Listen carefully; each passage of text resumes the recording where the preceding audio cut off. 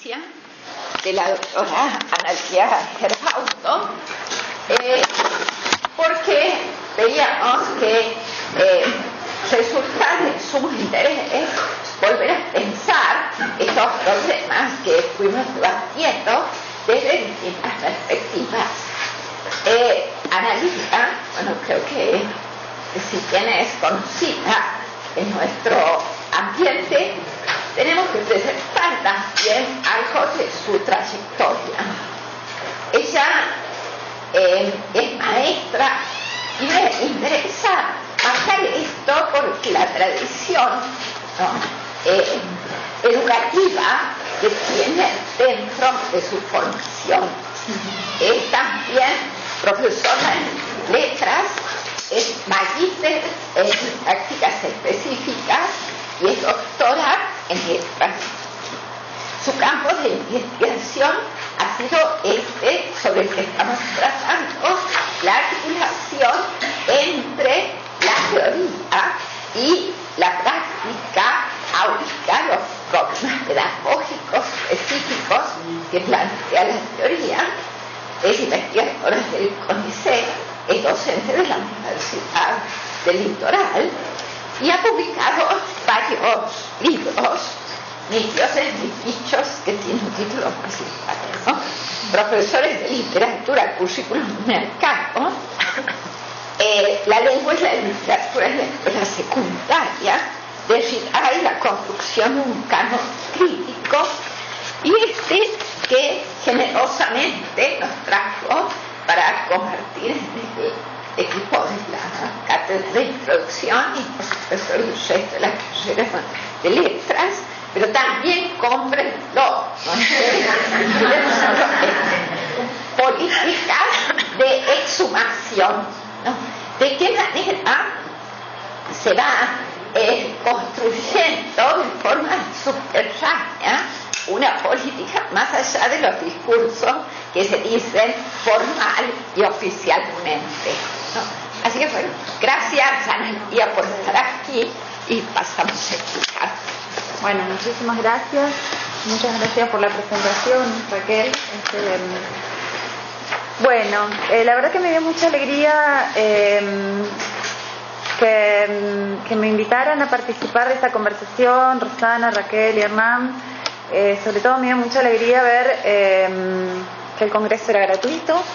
Entonces me pareció, y que tiene el formato de congreso que nosotros realizamos desde nuestro centro de investigaciones, que es un congreso chiquito, donde todos escuchamos a todos, no leemos y nos vamos, sí, esa lógica burocrática credencialista que no aporta realmente a la construcción del trabajo.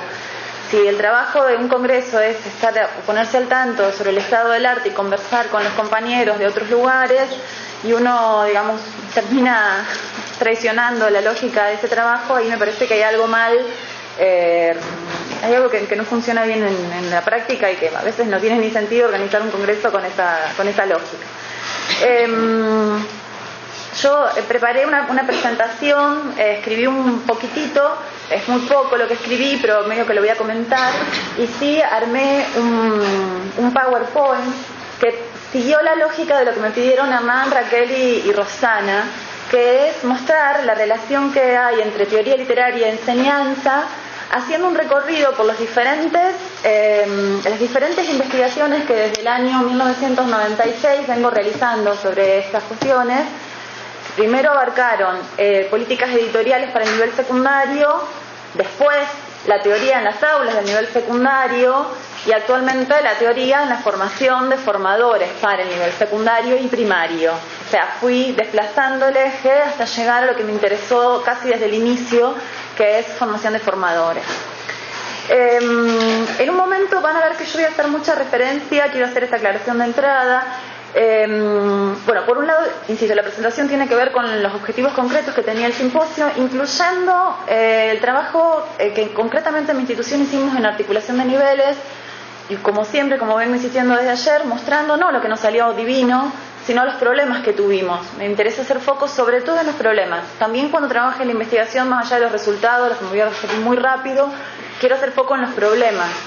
No porque crea que hay un modelo, una receta. Me parece interesante lo que dijo ayer Hernán respecto de la imposibilidad de hacer generalizaciones, pero sí para tomar, y en ese sentido lo de la red, lo de esta red que ustedes empezaron a armar de cátedras de teoría me parece interesante, no porque creo que haya cosas que uno pueda trasladar sin resto de un lugar al otro, pero sí creo que genera cuestiones sobre las que uno puede pensar por analogía o por contraste, y políticamente me parece muy importante porque estar conectado con otros compañeros del país permite discutir los propios planes de cátedra antes de que eso pase en un concurso, que son instancias de exposición política de otro costo, y también permite bajar la ansiedad respecto de las políticas de evaluación entre colegas. Así que lo de la red a mí me parece que es un proyecto muy interesante en términos de circulación del conocimiento, pero también, teórico epistemológico, pero también político, porque baja la ansiedad. Es diferente concursar con alguien con quien uno ya discutió regularmente cada 2 años a concursar con alguien que es un desconocido que uno lee por los papers. Y otro punto sobre el que en algún momento me voy a referir tiene que ver con las políticas editoriales. Van a ver que en varios momentos yo estoy muy orgullosa de estar en la universidad pública, discuto muy fuertemente con algunas de las políticas de mi propia universidad, que tiene una clara... De nuestra universidad salió Mario Barletta, es un personaje conocido en la política nacional. Es una política con la que yo no he acordado con casi nada, pero sí lo que rescato de su gestión, se lo comentaba hoy a Raquel, es la increíble visibilización, es lo único que yo rescato positivamente de su gestión, la increíble visibilización de la política de publicaciones que tiene nuestra universidad. Nuestra universidad publica libros a precio de fotocopia, y son libros que cualquier persona que viva en Argentina puede recibir por un convenio con Correo Argentino por 20 pesos. O sea, rescato eso. Es una universidad, ahora la persona que se encargaba de eso está por licencia desde hace 2 días por violencia de género, pero Ivana Tosti, que es quien lleva adelante en realidad la editorial, viene realizando convenios de cooperación con universidades públicas del país. Hasta hace 15 días veníamos publicando a cualquier docente de cualquier universidad pública que tuviera un texto que valía la pena publicar, digamos. Eso no se puede hacer porque nos empezaron a caer textos de los 40, no se pudo seguir haciendo, digamos, pero sí fomentar las coediciones. Entonces es una universidad abierta a las coediciones. Me parece un dato muy interesante por esta visibilidad que tienen las publicaciones que se cuelgan en internet y que se pueden conseguir así de esta manera tan económica. ¿Por qué hago esta aclaración? Porque ustedes van a ver que en varios momentos voy a hacer referencia a publicaciones de la universidad, ¿no? Publicaciones de la Universidad del Litoral en coedición con Homo Sapiens, que es una universidad donde publican los docentes, publicidad de la coedición con la Universidad de General Sarmiento, que es una universidad del conurbano cuyo proyecto político he admirado en estos últimos años. Incluso tienen guarderías para las estudiantes mamás. O sea, hay un montón de cuestiones que, políticamente me interesa destacar, y lo hago así una sola vez y ya después arranco. La presentación se llama La teoría, una caja de herramientas. Está puesto entre comillas, ya van a ver por qué. Para la enseñanza está puesto en términos de pregunta. Apuntes sobre algunos episodios. Los episodios tienen que ver con 3 instancias de investigación, que son las que les comenté, referidas a diferentes situaciones. La parte escrita del trabajo, yo arrancaba recuperando un libro de Pierre Bourdieu del año 1972 que se llama Esbozo de una teoría de la práctica, donde Bourdieu retoma y revisa muchos conceptos que él había elaborado en base a un fuerte trabajo de campo. Un trabajo de campo que había realizado cuando hizo su servicio militar en Argelia, una colonia francesa, o cuando recuperó de modo muy autobiográfico muchas situaciones ligadas a lo que después va a llamar capital cultural, capital simbólico, de su tierra de infancia y de adolescencia, que es Bearn. Hay una socióloga que vive en Santiago del Estero, que para mí publicó la mejor obra de divulgación de Bourdieu, que se llama Ana Teresa Martínez. Ana Teresa Martínez dice en un libro que les recomiendo absolutamente, que se llama Pierre Bourdieu, Razones de una práctica, dice lo siguiente: si teoría y práctica desde Aristóteles son 2 términos que se definen por oposición, en el caso presente, o sea, en el caso de Bourdieu, estas 2 palabras son escogidas en un sentido preciso que más bien las articula. ¿Se entendió? O repito. Vieron que yo insistí cuando empecé en que todas las investigaciones de Bourdieu, teóricas, tienen una fuerte base empírica. Eso lo voy a retomar en todo el trabajo y ya vamos a ver por qué. Y Ana Teresa Martínez agrega, aquí, o sea, en el caso de Bourdieu, teoría se opone a doctrina, por un lado, y por el otro a conocimiento de sentido común. Comienzo por esta precisión porque coopera en el desmontaje de una dicotomía cristalizada en las discusiones sobre enseñanza de la literatura en la Argentina.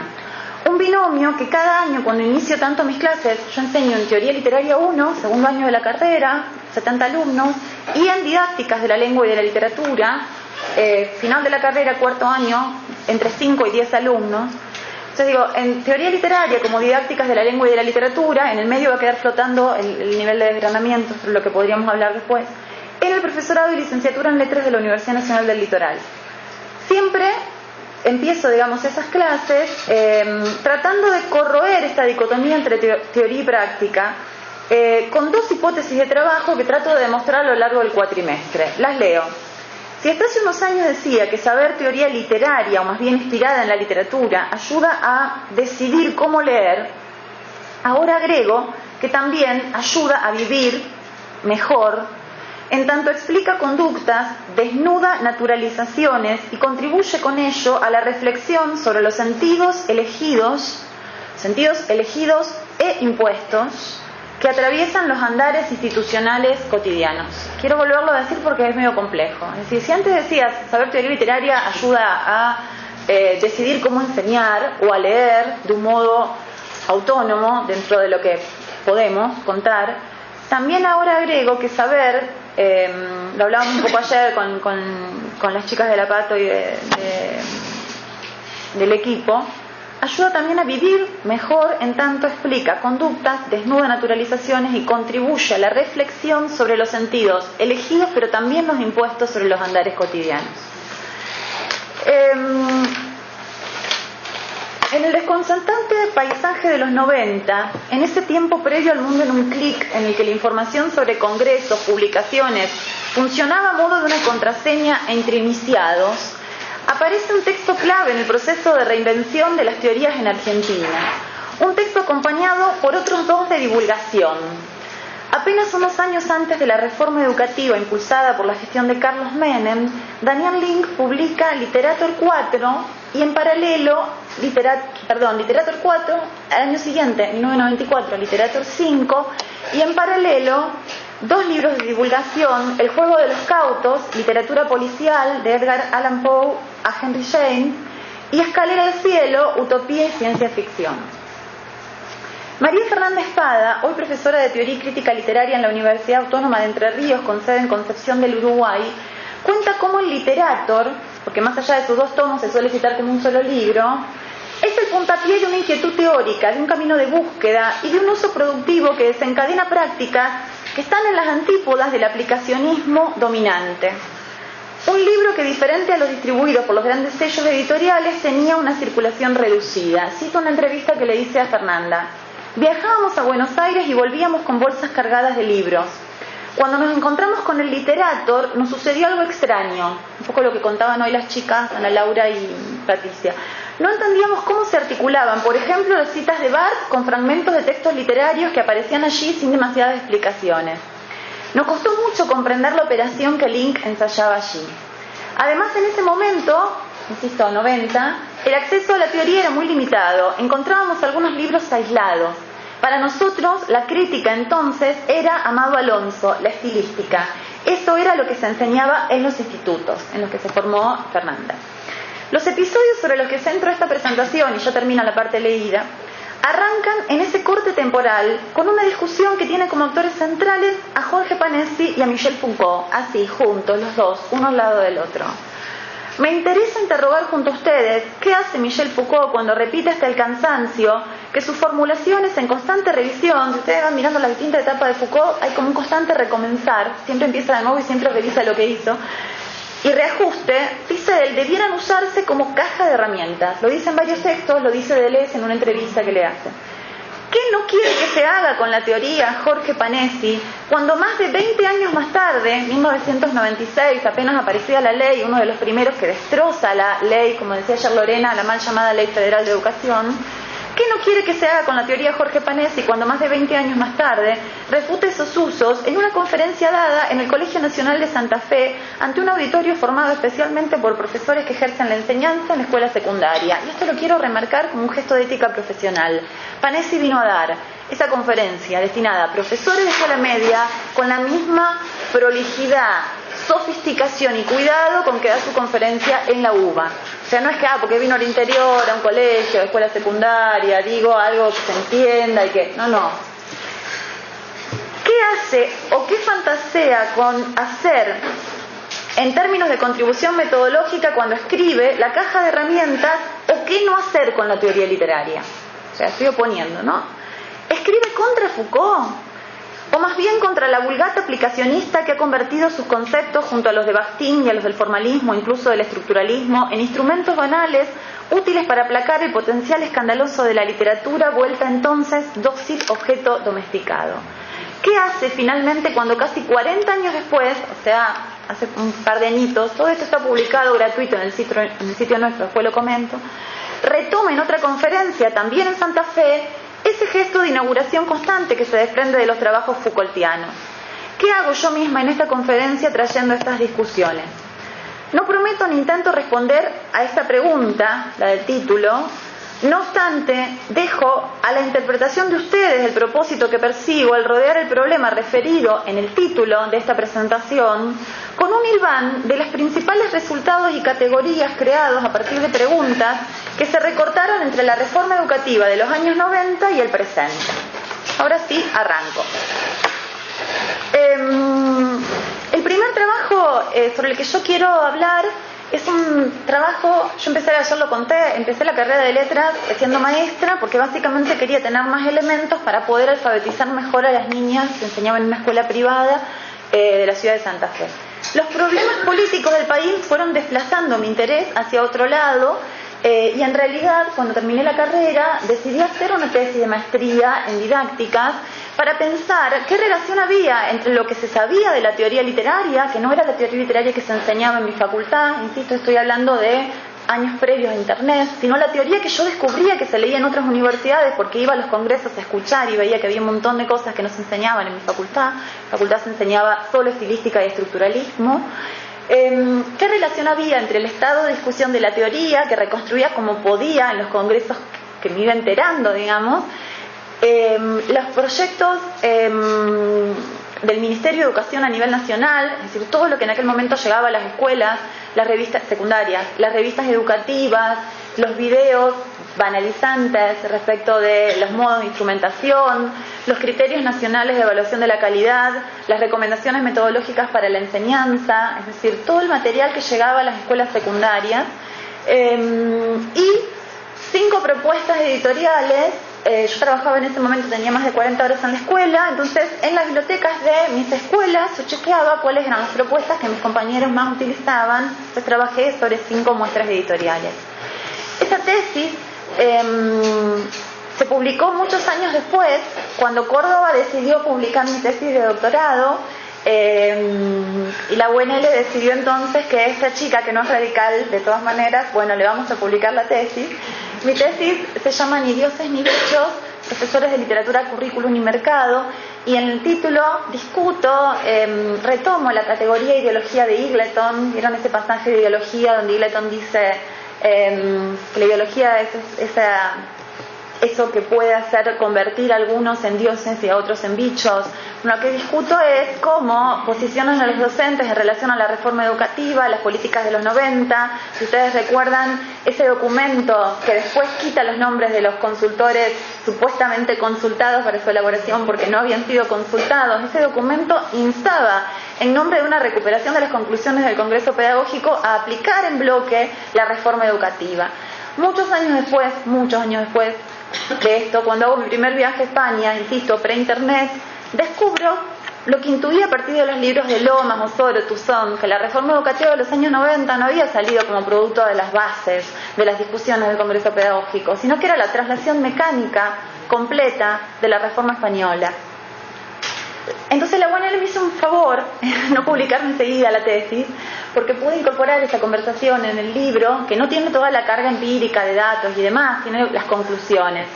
¿Cuáles son los resultados? Más allá del análisis de las desarticulaciones entre lo que la teoría literaria, que tenía ya más de 14 maneras distintas de leer, hacía, lo que el Ministerio proponía que se haga, y después las evaluaciones que se tomaban y las recomendaciones que se daban, más allá del análisis de las desarticulaciones, yo analizaba algunos proyectos editoriales que no subestimaban a los docentes, es decir, no eran el solucionario de la editorial Cántaro cuando en la colección de manual decía ¿qué quiere decir tal pasaje del Farmen? Y por las dudas, miren el lugar en que ponía el docente, le daba la interpretación por si el docente no había entendido cuál era la interpretación, digamos, sino que había en esa colección una colección donde al menos se reponían las marcas, los lugares teóricos de formulación, los contenidos, se hacía una propuesta seria de actividades, digamos, no una, ayer lo comentábamos en la cátedra de la Pato, es decir, el momento interesante de los manuales, cuando empieza el análisis,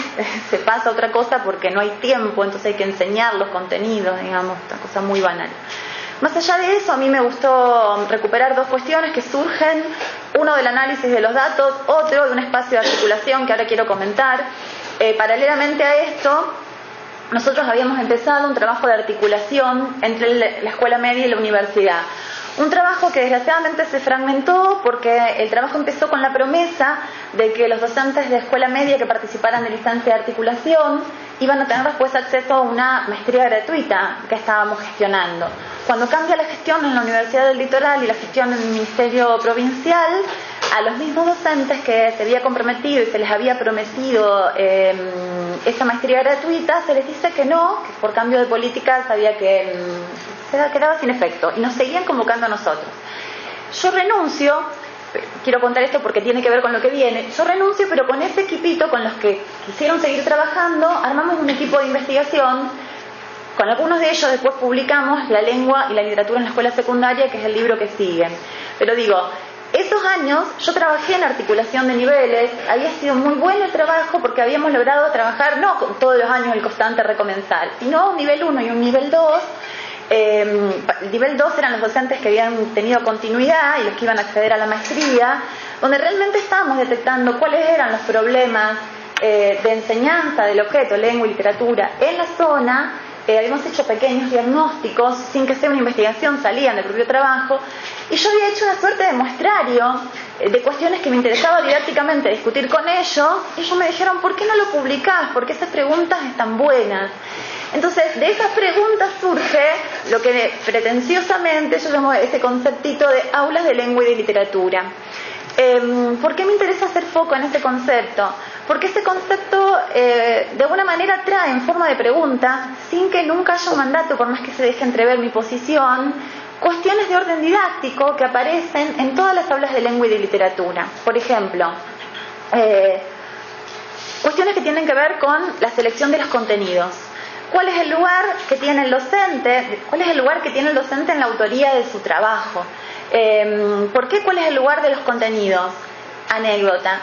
Yo enseñaba en ese momento en una escuela industrial y la directora de la escuela se pone muy nerviosa porque yo hago una interpretación en base a lo que yo diagnostico que los alumnos a mi cargo necesitan conocer, creer o entender. No voy a decir en cuál variable me posiciono porque son tres maneras diferentes de abordar los contenidos. Si yo quiero que conozcan, que crean o que entiendan, trabajo distinto. Pero, ¿cuáles eran los contenidos que básicamente yo entendía que era necesario enseñar?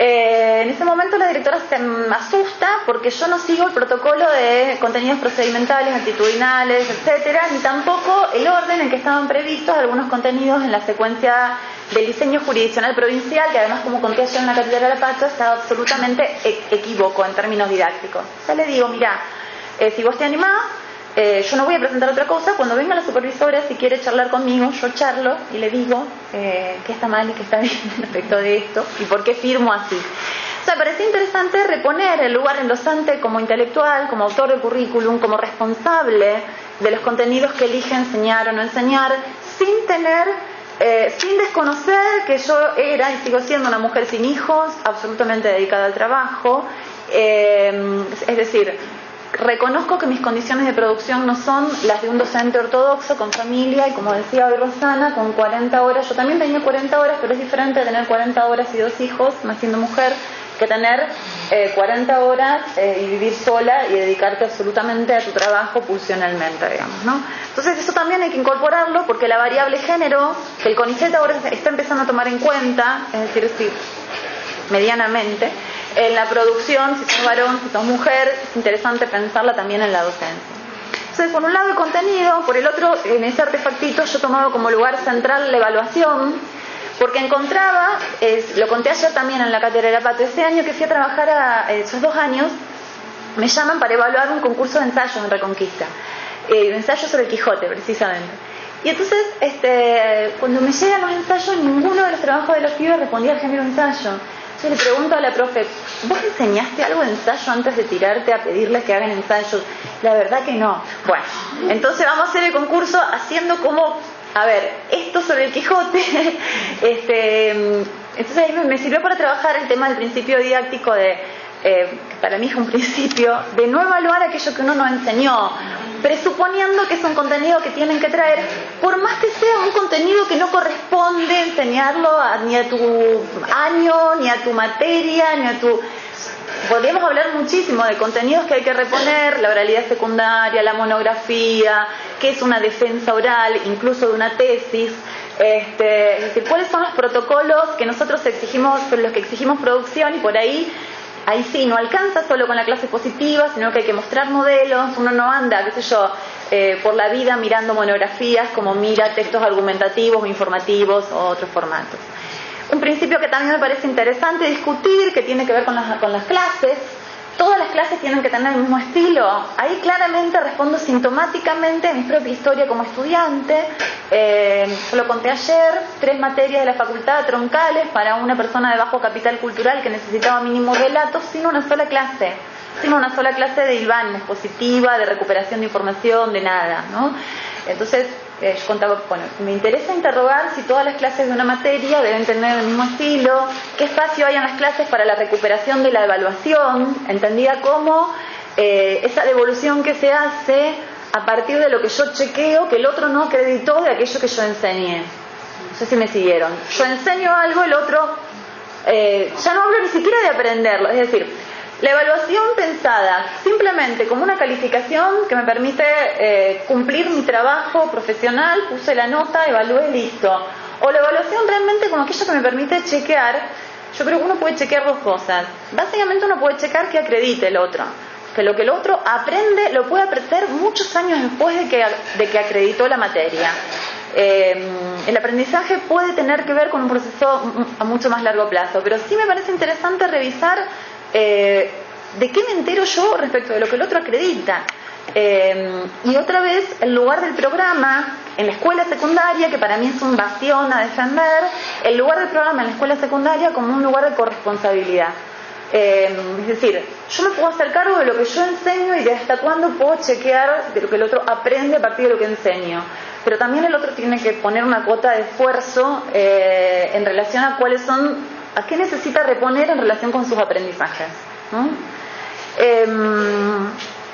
Y el otro punto que me parecía interesante era el de las actividades y los materiales complementarios. Otra vez insisto, estamos hablando de una situación ideal de un docente que trabaja 18 horas, digamos, que sabemos que es una situación que no existe, digamos. Como decía ayer Alfonsina, el docente de escuela media trabaja 3 horas cuerpo y le pagan 3 horas cuerpo, no tiene horas para investigación, horas para producción de materiales, horas para... Bueno, este es el artefactito Aulas de Lengua y de Literatura, que va de la mano del docente como autor del currículum. Bueno, este es el librito. Este trabajo de investigación se articula con esos proyectos que hay, proyectos de investigación que armamos en base a las promesas no cumplidas respecto a esas instancias de articulación ministerio-universidad. Ante las promesas no cumplidas, lo único que a nosotros se nos ocurría hacer era darle a esa gente un lugar de continuidad de su trabajo. Muchos de ellos siguen trabajando todavía con nosotros. Bueno, Patricia Torres es uno de los casos, Jessy Kolubicki, Fabiana Viña, bueno, hay un montón de gente que está en el librito que todavía está en el equipo un poco ahora en los últimos años más complicados por los retrocesos de los derechos laborales que paradójicamente hubo con la gestión socialista en la provincia de Santa Fe. Eso también lo he explicado, declarado, por qué voté el primer gobierno de Binan, por qué no voté el segundo, y un montón de cuestiones que tienen que ver básicamente con los retrocesos de los derechos laborales en términos de educación, que darían lugar a otro trabajo. Me interesa remarcar los errores de esos trabajos, no lo que salió divino. El primer año cometimos un error que durante un montón de clases de didáctica nos repitieron que no vayamos por ahí, que no vayamos por ahí, a la hora de armar el proyecto fuimos por ahí. Si en todas las clases yo siempre le digo a los chicos cuando van a observar, no vayan por la lógica de la falta, traten de entender la situación, no vayan por la lógica de la carencia, traten de entender primero cuántas horas trabaja ese profesor, en qué condiciones trabaja, cuántos alumnos hay en las aulas, cómo llegan los alumnos, piensen históricamente en qué lugar es supuesto saber o no está puesto el docente, bueno, un montón de cuestiones. Cuando tuve que armar el proyecto, ¿qué hice? Divino, obstáculos epistemológicos en la enseñanza de la lengua y literatura en la escuela secundaria. O sea, y ninguna de las chicas del equipo, con horas, ninguna, todas con postítulo en flaxo, trabajando un montón en la escuela, súper críticas, súper militantes. Jessy Kulubicki es la persona más crítica que conocí en mi vida. Cuando discutimos el proyecto, todo es divino, digamos, ¿no? Claro, cuando empezamos a hacer las observaciones, y no había lugar para narrar lo que llamamos así horrible, pero el nombre es feo, pero es lindo lo que queremos marcar, las buenas prácticas. O sea, no había lugar para eso. Y se lo hicimos igual en los resultados, pero la verdad que si yo hubiese sido evaluador de mi propio trabajo, a la distancia lo hubiese marcado. Bueno, entonces reparamos el error. El año siguiente, haciendo el periodo siguiente, que es, repetimos el proyecto, pero le agregamos buenas prácticas y ampliamos los años de búsqueda, ¿no?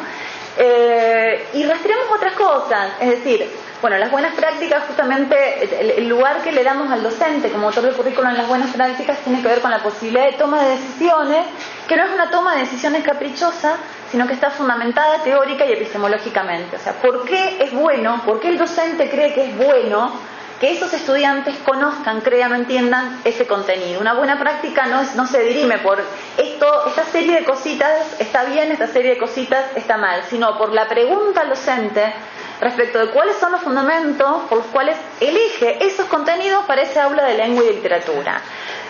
Pone en el centro de la decisión al docente de un concepto de lo bueno y de lo malo que está tomado de Deleuze, que pone también al cuerpo en un lugar central, ¿no?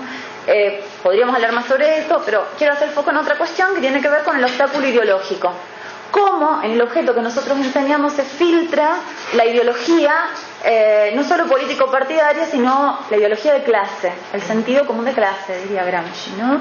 Las planificaciones hechas así porque es la escuela del barrio marginal y total dice que no van a llegar a la universidad, y la hecha de primera línea para la escuela de centro. No, en Santa Fe no hay escuela de élite, pero escuela de centro, digamos, de secundaria, que va la clase patricia, digamos, para decirlo brutalmente, ¿no? Textos literarios que no se enseñan, en la universidad me pasa todo el tiempo, ¿no? En teoría literaria, menos mal que el equipo de cátedra se amplió, ¿viste? Porque viste que con Analía todo el canon peronista siempre. Ponele, en una universidad radical capaz que está bueno, pero no le hace a la discusión. Me interesa que discutamos si Paco Urondo, si Juan Gelman, si Rodolfo Walsh, qué le aportaron a la literatura argentina o no. ¿Cuándo los textos de Paco Urondo empezaron a ser moralistas y espantosos y baja líneas? Discutamos literatura, pero no ideología en términos así que impiden discutir. Si a mí me pones el rótulo primero, o sea, es complicado discutir en esos términos. Eso mismo se traslada a la escuela secundaria en muchísimos objetos. En los objetos que se dan a analizar en las horas de lengua, en los objetos que se dan a analizar en las horas de literatura, ni hablemos cuando aparece la sexualidad. Entonces ahí el conceptito de obstáculo ideológico nos vino bien para pensar los momentos en que docentes y alumnos quedan atrapados, por más que no evaluamos aprendizaje. Ayer me preguntaba Lorena, ¿tenés alguna tesis sobre representación? ¿Alguien trabajó representación de los estudiantes? Una tesis desgraciadamente no publicada, que estamos tratando ahora con el empuje de Pato y de Lorena, a ver si Silvia Corti la publica. Una tesis que trabajó representaciones de la literatura en docentes y alumnos de escuela secundaria, que es realmente Santa Fe, ¿no? Santa Fe ciudad, pero tiene un valor muy, muy alto. Cuando terminamos este proyecto, yo ya estaba trabajando desde 2006 otra cosa, pero lo llevé un poco al grupo también a que empiece a pensar eso, que es el tema de, el docente es responsable de lo que hace, pero también es responsable el que lo formó, la institución que lo formó ese docente. Entonces empezamos a mirar los lugares de formación de formadores, universidad y terciarios. El proyecto grupal que aloja ese trabajo se llama Las teorías en la formación del profesor en letras. Y es un proyecto enorme, porque paralelamente nosotros armamos un centro de investigación. Entonces ahí una de mis mejores alumnas, que ahora es mi ayudante de cátedra, que se llama Cintia Carrió, que viene del ámbito de la lingüística, me ayuda en la cátedra de didáctica, con didáctica de la lengua, y uno de los chicos que también se doctoró conmigo en la tesis en semiótica en Córdoba. Entonces ahí pensamos las teorías en la formación del profesor, y ellos son los que dirigen los pequeños equipitos dentro de los equipos, pensando qué pasa en el área de la semiótica, que es todo un área, en la lingüística, y en el caso mío entre literatura y teoría literaria. Los resultados de ese trabajo todavía se están haciendo. Hay tesis en camino. Por ejemplo, hay una de las chicas que se llama Ángeles Ingaramo, que está trabajando cómo se configura el campo de la didáctica en el país, digamos, los congresos que organizaron ese espacio, las discusiones. Concretamente yo me centré en este proyecto, que es un poco el librito que mostraba ahí Raquel, desde el año 2006. Se llama Fantasías de nanointervención de los críticos profesores en la Universidad Argentina de la postdictadura. Explico brevemente algo que comenté rápidamente ayer. No me avergüenza contar que mi investigación es sintomática. Empecé pensando por qué nosotros en literatura argentina, latinoamericana y en teoría literaria no teníamos programa cuando cursábamos. ¿Por qué nunca tuvimos una clase? ¿Por qué las clases eran de consulta individual, de hipotetización sobre un listado de textos? Así se trabajaba en las 3 materias. Y por supuesto que no podía escribir esto así, de modo brutal y singular. Entonces me inventé una manera de trabajarlo que sea productiva para mí y para la propia institución en la que trabajo, que ahora empezó a modificar lentamente esas prácticas, porque esas personas dan clases y además discuto con ellas abiertamente. Entonces armé este trabajo. Cuando hablo de fantasías de nanointervención, uso un término de Avital Ronell. Es una intervención micro, muy pequeñita. No creo que desde las instituciones educativas nosotros vayamos a hacer la revolución y la transformación educativa. No estamos en el Ministerio Nacional ni en el MinSIT, pero sí creo que como docentes podemos contribuir a pequeños cambios que tienen que ver con lo que podemos en las aulas, sobre todo cuando formamos a profesores. El tema de fantasías supone eso, el tipo de sueños que se pueden verificar no solo en los cuentos de los docentes. Cuando hablo de cuentos hablo de lo que me cuentan en una entrevista, porque eso es un cuento retrospectivo que tiene siempre autofiguraciones o culposas o heroicas, que siempre transforma, digamos, las prácticas. Lo que yo mismo estoy haciendo ahora es contarles a ustedes un cuento. La entrevista yo la trabajo en términos de cuento. Entrevistas a profesores y alumnos, por más que sean quienes hicieron las prácticas, la trabajo en términos de cuentos, y trabajo mucho las autofiguraciones, siguiendo un poco lo que hace un equipo de Tucumán que trabaja memoria.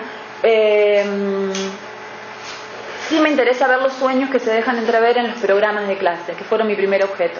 Es decir, por eso me interesa mucho la red que ustedes están armando, porque en algún momento ustedes van a caer bajo mis ojos. Es decir, ¿qué enseñaron los profesores en diferentes contextos políticos, en diferentes momentos? ¿Qué contenidos, qué autores? ¿Y qué fantasías se cuelan más allá de lo que cuentan o de lo que dicen en las introducciones a sus libros? ¿Qué se deja entrever en el entramado mismo como fantasía? Poniendo en relación con sus libros, con sus entrevistas, con las públicas, con las de aquel momento, con las del presente, ¿no? Entonces desde ahí trabajo. Después tuve la suerte de encontrarme con gente muy generosa que me ayudó a encontrar las clases. Que las clases es algo que nadie quiere largar, ¿no?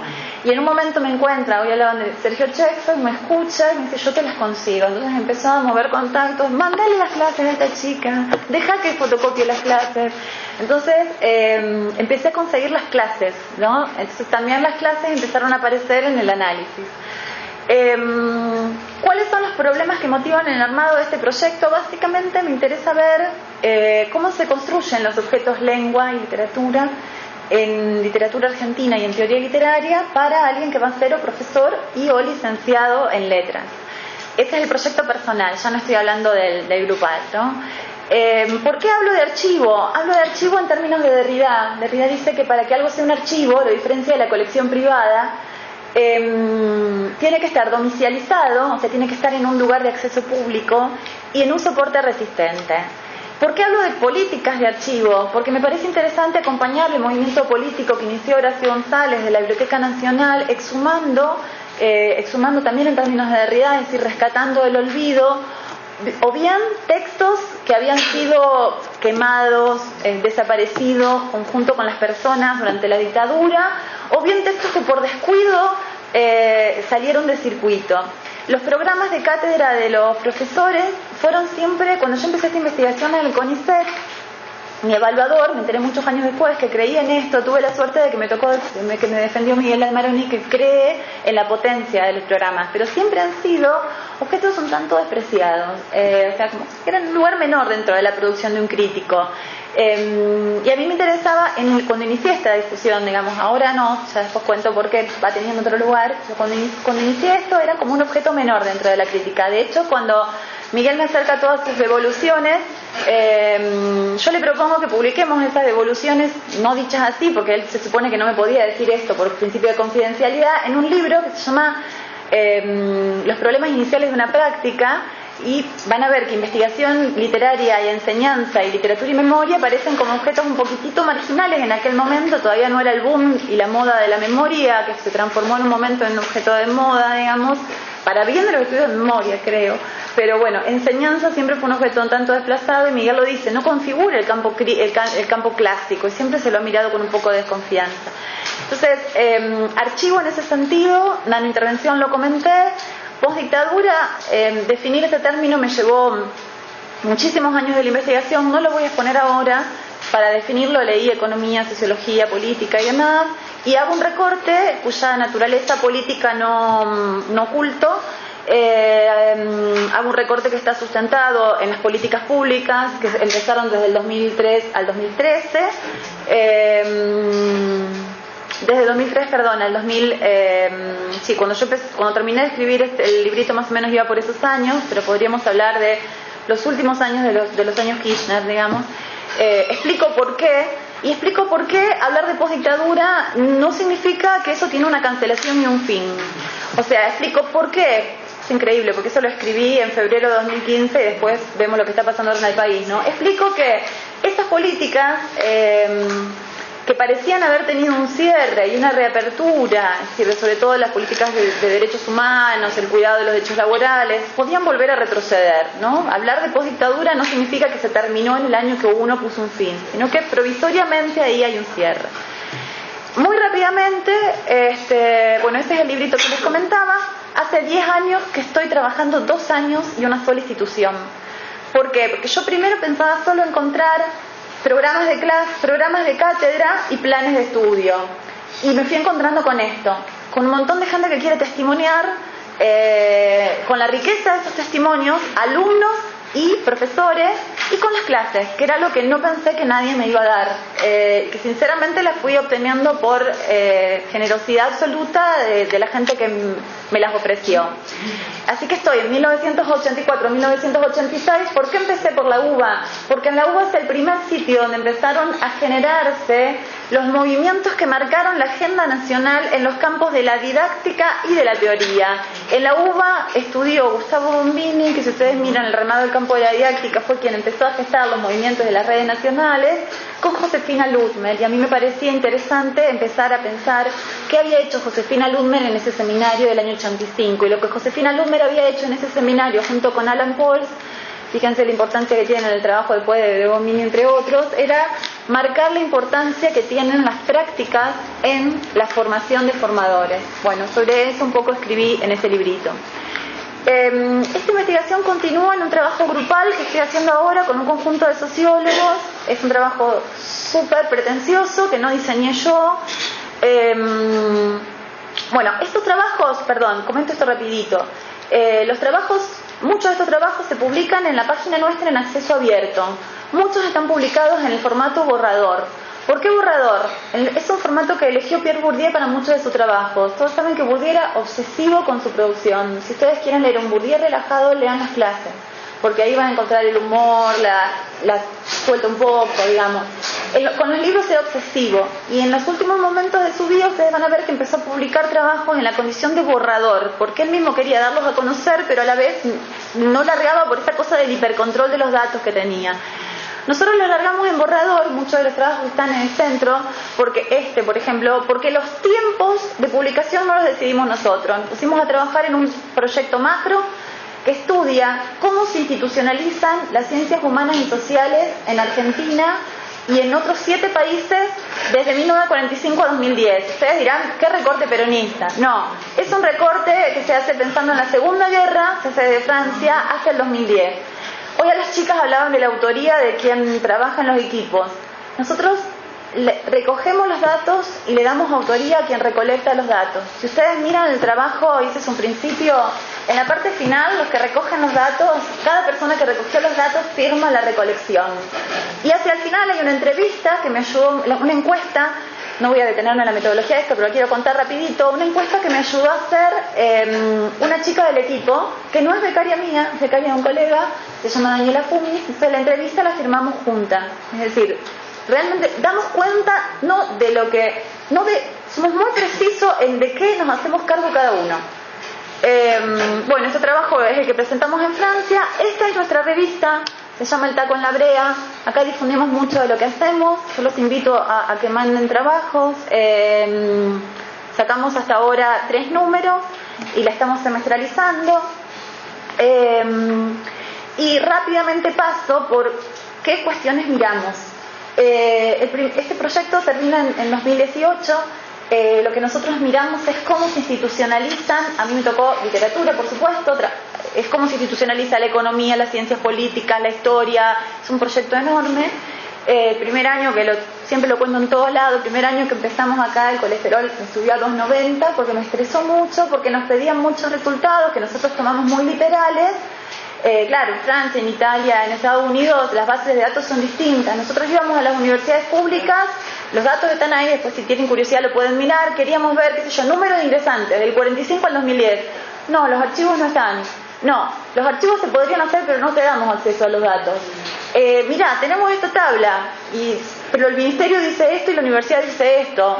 Podemos chequear, y no, porque no tenemos base de datos. Entonces, construimos, los resultados están ahí, no los voy a abrumar con esto, pero quiero decir, es interesante pensar cómo a pesar de las condiciones de desinstitucionalización marcadas, retomamos rápidamente resultados de investigaciones de otros grupos sobre la quema de la biblioteca Vigil, la destrucción de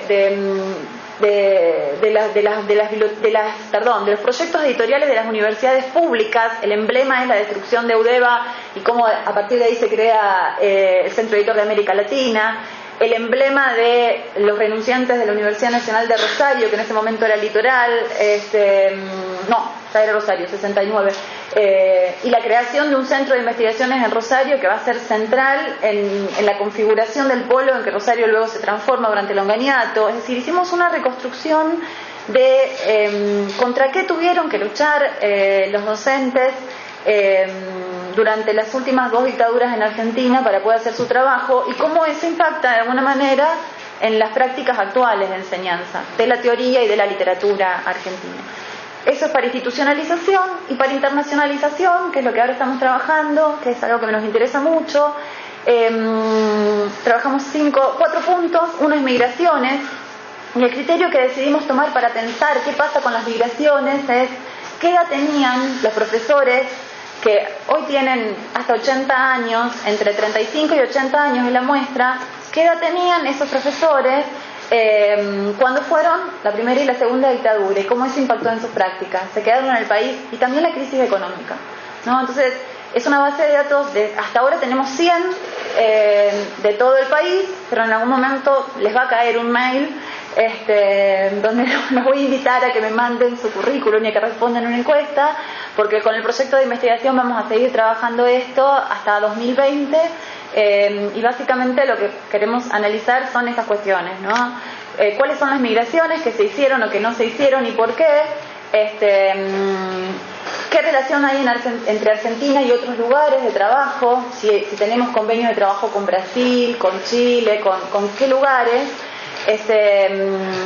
si publicamos en el extranjero, si nos traducen en el extranjero y cuánto nosotros traducimos del extranjero.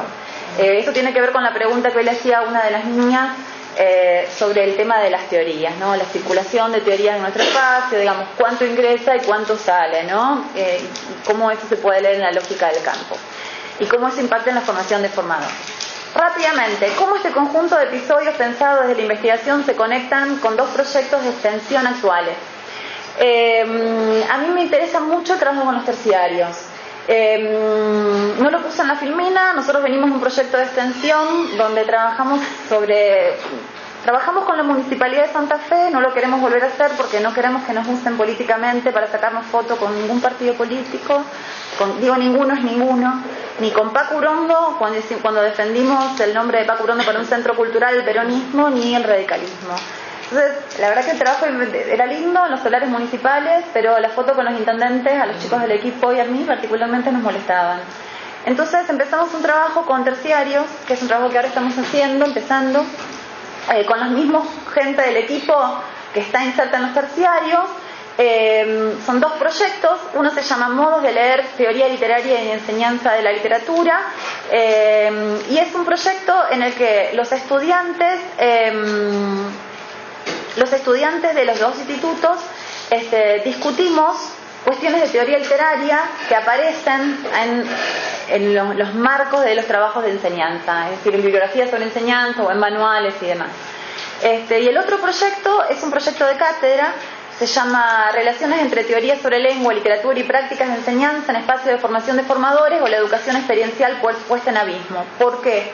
¿Qué hacemos ahí? La materia didáctica es cuatrimestral, práctica está separada, no llegamos a incluir las prácticas docentes adentro de la didáctica, pero sí nos parece bueno estudiar en cruce, que los pibes de los terciarios estudien nuestro programa de didáctica y nosotros estudiar los programas de didáctica y de literatura para niños de ellos y hacer un trabajo en cruce, que ellos vengan a enseñarnos, los pibes, a darnos una clase, de paso hacen el ejercicio de dar una clase, que vengan a enseñarnos sobre los temas que nosotros no sabemos, concretamente alfabetización, sabemos poco y nada, literatura para niños, sabemos poco y nada, porque no tenemos un seminario específico ni gente formada en la Universidad del Litoral específica. Entonces, de verdad que las chicas de Patricia Torres están mucho más formadas que nosotros, esos alumnos tienen mucho más elementos, y nosotros algunos elementos sobre las teorías que Patricia Torres, que lo ha leído a Bernard Lagir mejor que cualquiera de nosotros, que es un discípulo de Bourdieu, pero ella dice que Bourdieu no sabe tanto, entonces nosotros vamos a ir a trabajar un poco más Bourdieu, y ellos vienen a trabajar literatura para niños y alfabetización, que además es mi gran deseo desde que empecé la carrera de letras en Santa Fe. ¿Qué intento con el recorrido? ¿Qué intenté mediante este recorrido, más allá de la importancia de la continuidad en el tiempo de las prácticas, que es algo sobre lo que algo que apareció en diferentes elementos, en diferentes accidentes institucionales de esta mañana? ¿Qué intento mediante este recorrido, más allá de darle importancia a la continuidad en el tiempo de las prácticas y de la apuesta a la gratuidad en el acceso a los resultados? Por eso les hablé de editorial y todo lo que les dije esta mañana. Tanto en un curso como en publicaciones. Entre otras cosas, intento mostrar que en este juego entre lo singular y lo colectivo, entre lo privado y lo institucional, atenta a las condiciones propias del país y de la región, se mueve el trabajo de investigación y de gestión de la investigación, al menos el propio. ¿Por qué digo individual y colectivo? Por un lado individual, porque necesariamente la investigación supone muchas horas de dedicación solitaria para la búsqueda de archivos, para el relevamiento de datos, para el trabajo de campo, para la escritura y un largo etcétera. Privado, porque sé, y no me avergüenza reconocerlo, que hay en mis proyectos un alto componente sintomático. Nadie puede escribir sobre aquello que no desea. Yo siempre le digo a los chicos, amen o odien para escribir una tesis. O sea, pero no, ni que algo les parezca más o menos, que bueno, digamos, tiene que haber ahí un componente, no necesariamente sintomático, pero sí motivacional. Por otro lado, colectivo institucional, porque nadie puede solo, no se puede trabajar sin marco institucional, salvo que sostengamos un proyecto activista en formaciones como los de los años de plomo, los de las formaciones de las catacumbas o las paralelas. Y se complica hacerlo sin apoyo económico, ya que se vuelve necesario restarle tiempo al ocio para dedicarlo a hacer investigación.